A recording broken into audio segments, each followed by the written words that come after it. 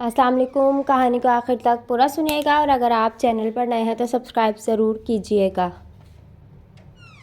मेरी शादी की तैयारी थी। मैं बहुत खुश थी। बिलाखिर कितने बुरे और मुश्किल दिनों के बाद मैं भी अपने घर की होने वाली थी। जिस दिन मेरा ज़ेवर बनकर आया उस दिन मैं इतनी खुश थी कि रात को उठ कर अपने ज़ेवरात निकालती और एक एक ज़ेवर पहनकर शीशे में देखती कि मैं कैसी लग रही हूँ। मैं जानती थी कि यह पागलपन था, मगर मैं ये कर रही थी और ऐसा करने से मुझे खुशी मिल रही थी। शादी से एक दिन पहले मैंने अम्मा से कहा, चलो बेगम साहिबा से मिलाते हैं, क्योंकि शादी के बाद मैं उनसे मिल नहीं पाऊँगी। और अम्मा बेगम साहिबा के घर कई सालों से काम कर रही थी और मेरी शादी भी उसकी वजह से ही हो रही थी। घर में इस वक्त मेरा भाई बैठा हुआ था। हम उसे बताकर बेगम साहिबा के घर चले गए। हम वहाँ बामुश्किल आधा घंटा बैठे और फिर घर आ गए, मगर इस आधे घंटे में मेरी पूरी दुनिया लुट चुकी थी। मैंने घर आकर देखा मेरे जहेज़ का सारा सामान कमरे में बिखा हुआ था और ये देखकर मेरी रूह लरज़ गई कि ज़ेवरात का डब्बा। मेरा नाम बानो था और मैं ऐसे घर में पैदा हुई थी जहाँ गुर्बत ही गुर्बत थी। मेरा बाप दिहाड़ी करता था, जबकि मेरी माँ लोगों के घरों में काम करती थी। मेरा एक ही भाई था जो मुझसे बड़ा था मगर बहुत निकम्मा था। अब्बा सारा दिन मेहनत मजदूरी करते और फिर चंद पैसे ले आते थे जिससे हमारा घर चलता था। मैं जिस घर में काम करती थी वहाँ से उसे पैसे नहीं मिलते थे, बल्कि उसकी मालकिन उसे पुराने कपड़े, जूते और बचा हुआ खाना देकर चलता कर देती थी। मैं माँ से कहती थी कि तुम्हारी मालकिन तुम्हें पैसे क्यों नहीं देती। ये सुनकर वो कहती थी, बेटी मुझ में काम करने की सकत नहीं है, मैं तो बस इतना ही काम कर लेती हूँ जिसके बदले में मुझे ये बची हुई चीज़ें दे देती है। मैं जानती थी कि मेरी माँ बहुत बीमार रहती थी और अब उस बेचारी से ज़्यादा काम भी नहीं होता था।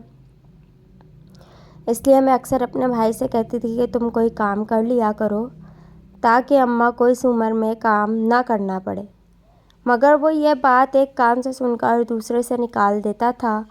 वैसे भी उसके तो माँ बाप दोनों कमा रहे थे, उसे क्या परवाह थी। मगर वो भूल गया था कि माँ बाप भी हमेशा साथ नहीं रहते। फिर 1 साल बाद अब्बा मर गए। उस दिन बहुत गर्मी थी और अब्बा बेचारे इस हालत में एक ऊंची बिल्डिंग पर खड़े काम कर रहे थे। ऐसी हालत में उन्हें चक्कर आया और वो नीचे गिर गए। अब्बा के मरने के बाद घर माँ के सर पर आ गया, क्योंकि भाई ने अब भी घर की जिम्मेदारी ना ली। ऐसे में अम्मा बेचारी परेशान हो गई। अब घर कैसे चलेगा ये सोच मुझे भी बहुत परेशान करने लगी। तब मैंने अम्मा से कहा कि मैं तेरे साथ काम करने चलती हूँ। अगरचे अम्मा को एतराज़ था कि मैं जवान थी, खूबसूरत थी, ऐसे में किसी की भी नीयत ख़राब हो सकती थी। इसलिए अम्मा ने कहा कि तुम्हारा किसी के घर काम करना मुनासिब नहीं था। मगर यह बात सुनने के बाद भी मेरा भाई बेगैरत बना रहा और फिर अम्मा को मुझे काम पर साथ ले जाना पड़ा, क्योंकि इस बेचारी से अब काम नहीं होता था और अब हमें पैसों की सख्त ज़रूरत थी। अगले दिन मैं काम पर गई और मालकिन से यह बात की। मैंने उससे कहा कि आज से मैं भी यहाँ काम करूँगी, इसलिए आप आज से हमें तनख्वाह भी दिया करें। ये सुनकर वो कहने लगी, अगर तुम लोगों ने ऐसे काम करना है तो कर लो, क्योंकि मैं इस काम के पैसे नहीं दे सकती हूँ। सुनकर मैंने कहा, अगर हम काम करेंगे तो पैसे भी देने पड़ेंगे, वरना हम मुफ्त में काम नहीं करेंगे। ये कहकर मैं घर आ गई। अम्मा ने कहा कि यहाँ काम नहीं करेंगे तो कहाँ से खाएंगे। मैंने अम्मा को तसल्ली दी और कहा, अगर अल्लाह एक दर बंद करता है तो 100 दर खोल देता है, इसलिए फ़िक्र ना करो। फिर वही हुआ। अगले दिन हम दोनों माँ बेटी एक और घर गए तो वहाँ हमें काम मिल गया। वहाँ की मालकिन बहुत अच्छी थी। उसने कहा कि मैं तुम्हें यहाँ काम करने की तनख्वाह दूँगी। ये कहने की देर थी कि हमने उसी दिन काम शुरू कर दिया। अगरचे मुझे पढ़ने लिखने का बहुत शौक़ था, मगर गरीबी ने आगे बढ़ने ना दिया। ऐसे में मुझे कोई और काम करना नहीं आता था, इसलिए मैंने सोचा कि मेरे लिए यही काम बेहतर है। उस मालकिन को हम बेगम साहिबा कहते थे। बेगम साहिबा का शौहर दुबई में नौकरी करता था और बेगम साहिबा के 4 छोटे छोटे बच्चे थे। घर में कोई मर्द ना होने की वजह से अम्मा भी मान गई, वरना वो तो मुझे कभी कहीं काम नहीं करने देती। بیگم صاحبہ کے گھر کام نہ ہونے کے برابر تھا، مگر ہفتے میں ایک دن اس کے سسرالی یا میکے والوں میں سے کوئی نہ کوئی آ جاتا تھا اور پھر بیگم صاحبہ ان کے لیے دعوت رکھ لیتی تھی۔ ایسے میں ہمارا کام بڑھ جاتا تھا، مگر باقی کے دنوں میں اتنا زیادہ کام نہیں ہوتا تھا۔ دعوت کے اگلے کئی دنوں تک ہم گھر میں کچھ نہیں پکاتے تھے، کیونکہ دعوت میں اتنا کچھ مل جاتا تھا کہ ہم کئی دن تک اسے کھاتے رہتے تھے۔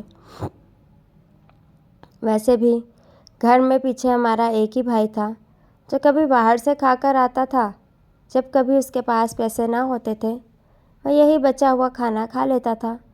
ویسے تو میرا بڑا بھائی تھوڑا بہت کما لیتا تھا، مگر اس نے کبھی ہمیں نہ دیا، خود ہی جیب بھر لیتا تھا اور پھر کئی دنوں تک کام پر نہ جاتا تھا۔ اب ہمیں بھی اس کی پرواہ نہیں تھی، کیونکہ اب ہم خود کما رہی تھیں۔ بیگم صاحبہ نے پہلی تنخواہ تو دی، ہم حیران رہ گئے کیونکہ واقعی یہ بہت سارے پیسے تھے۔ ہم نے کچھ پیسے گھر رکھ لیے تاکہ ضرورت کی چیزیں لے سکیں، اور سوچا کہ باقی بچ جانے والے پیسے گھر میں جمع کرتے رہیں گے۔ مگر بیگم صاحبہ اماں سے کہنے لگی کہ تم یہ پیسے میرے پاس جمع کراتی رہنا، کیونکہ تم نے بانو کی شادی بھی کرنی ہے۔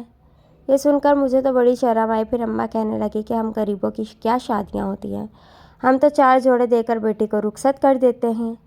لیکن بیگم صاحبہ کہنے لگی یہ کیا بات ہوئی، بیٹی کا بھی تو حق ہوتا ہے، اس کا بھی تو دل کرتا ہے کہ وہ دلہن بنے تو اس کے پاس سب کچھ ہو، جیسے اچھے کپڑے اور زیورات بھی جو اسے اور پیارا بنا دے۔ یہ سن کر اماں ہنسنے لگیں۔ بیگم صاحبہ زیور تو اس کی ماں نے اپنی شادی میں بھی نہیں پہنا تھا، اور بانو بیچاری کا تو باپ بھی نہیں۔ یہ سن کر بیگم صاحبہ کہنے لگیں باپ نہیں تو کیا ہوا، اب یہ خود کماتی ہے اور اپنا جہیز خود بنائے گی اور بڑی دھوم دھام سے رخصت ہوگی۔ یہ کہہ کر بیگم صاحبہ اٹھیں اور اپنے کمرے میں چلی گئیں۔ وہ واپس آئی تو اس کے ہاتھ میں اس کی شادی کی تصویریں تھیں۔ وہ ہمیں ایک ایک کر کے تصویریں دکھانے لگی۔ بیگم صاحبہ کہنے لگیں جب میرا رشتہ ہوا تو میرا باپ نہیں تھا، بھائی تھے، مگر سب بال بچوں والے تھے۔ میری ماں کے پاس جو کچھ بھی تھا اس میں سے میرا جہیز بنا لیا، مگر مجھے بہت شوق تھا کہ شادی کے وقت میں سب سے پیاری لگوں، لیکن میرے پاس اتنا پیسہ نہیں تھا۔ اس لیے میں نے سوچا کہ جب تک میری شادی نہیں ہوئی تب تک میں نوکری کر لیتی ہوں، کیونکہ تمہارا صاحب ان دنوں دبئی میں ہوتا تھا اور ابھی اسے چھٹی نہیں مل رہی تھی، اس لیے میں گھر میں بیٹھ کر اس کا انتظار کرنے کے بجائے نوکری کرنے لگی، اور جب میری شادی ہوئی تب تک میرے پاس بہت سارے پیسے تھے۔ تب میں نے جی بھر کر شاپنگ کی اور اپنے دل کے سارے ارمان نکالے، کیونکہ عورت ایک بار ہی تو دلہن بنتی ہے۔ بیگم صاحبہ نے یہ کہہ کر تصویریں ایک طرف رکھ دی، مجھ سے کہنے لگی دیکھو بانو، تم بھی ایک لڑکی ہو اور تمہاری بھی کوئی خواہش ہوگی، اس لیے جو تمہارے دل میں ہے اسے مت دبانا۔ کوئی تمہاری دل کی خوشی پوری نہ کرے تو تم خود اس کے لیے محنت کرنا۔ میں تم سے کہہ رہی ہوں کہ تم تنخواہ کے آدھے پیسے میرے پاس جمع کرتی رہنا، تاکہ جب تمہاری شادی ہو تو تم میری طرح اپنے دل کے ارمان پورے کر لینا۔ یہ سن کر میں بھی بیگم صاحبہ کی طرح خواب دیکھنے لگی کہ میری شادی ہوگی اور میرے پاس وہ سب ہوگا۔ یوں وقت گزرتا گیا اور میں محنت کرتی گئی۔ تنخواہ ملتی تو میں آدھے پیسے بیگم صاحبہ کے پاس جمع کرا دیتی تھی۔ ایسے میں ایک دن میرا بھائی اماں کے پاس آیا اور کہنے لگا کہ مجھے پیسوں کی ضرورت تھی۔ اماں نے کہا کہ میرے پاس کچھ نہیں تھا، ہمیں اتنے پیسے ملتے تھے جن سے گھر کے خرچے پورے ہو جاتے تھے، ایک تو تم کماتے نہیں ہو، اوپر سے پیسے مانگنے آ جاتے ہوں۔ اماں نے اسے کھری سنا دی اور وہ چپ چاپ چلا گیا۔ پھر اس نے ہم سے کبھی پیسے نہ مانگے۔ میں نے شکر ادا کیا کہ ہم نے بیگم صاحبہ کی بات مان لی اور پیسے اس کے پاس رکھ دیے، ورنہ تو میرا بھائی پیسے چوری کر کے لے جاتا، کیونکہ ہمیں کسی نے بتایا تھا کہ وہ آج کل نشہ کرنے لگا تھا۔ ہم ماں بیٹی تو رات دن بھائی کے سدھر جانے کی دعائیں کرتی تھی، مگر کوئی خود نہ سدھرنا چاہے تو کوئی اور اس کے لیے کیا کر سکتا تھا۔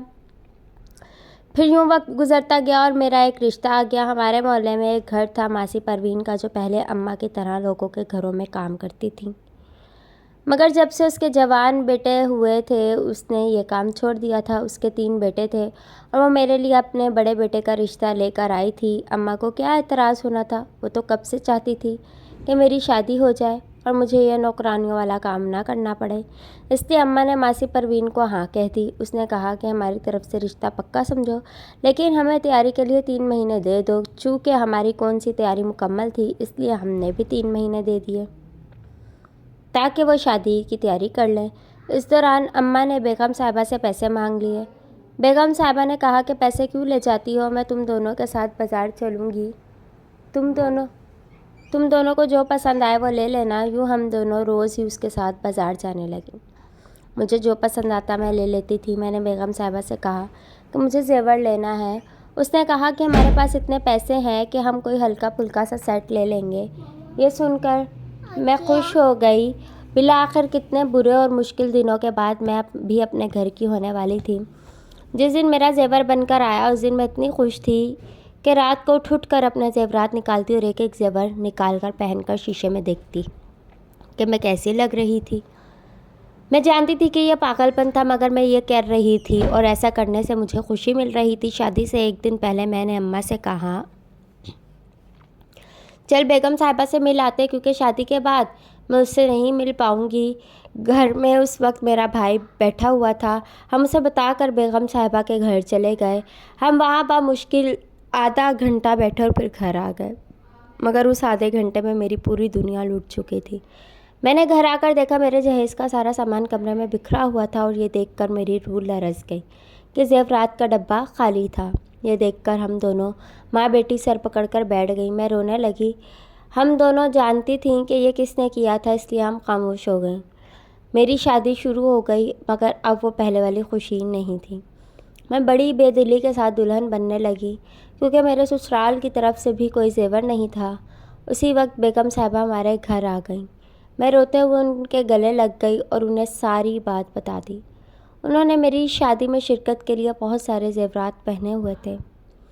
انہوں نے فوراً اپنے زیورات اتارے اور مجھے پہنا دیے۔ میں نے کچھ کہنا چاہا تو بیگم صاحبہ کہنے لگیں دل کی خوشی سے بڑھ کر کوئی چیز نہیں ہوتی، اسے میری خوشی سمجھ کر پہن لو۔ میں نے فوراً زیورات پہن لیے اور شیشے میں اپنے آپ کو دیکھا تو شرما گئی۔ بالآخر میری دل کی خوشی بھی پوری ہو گئی تھی۔ اللہ حافظ فرینڈز۔